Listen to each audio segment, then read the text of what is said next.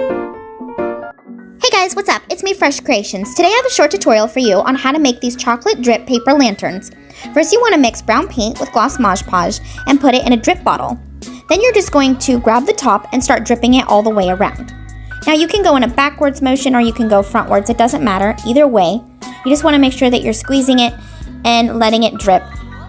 You also can tap it a little bit just to make sure that it'll drip properly and the drip is even. Then you just want to continue moving it down just so that you can add more chocolate so you have more of an even base towards the top and the drip more towards the bottom.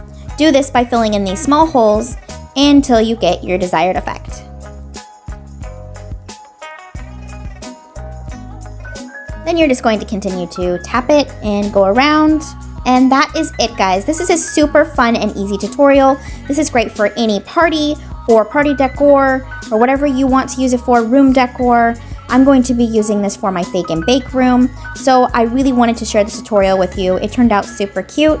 And here it is after it's dried completely for 24 hours. Thank you so much. Remember to like and subscribe. Bye.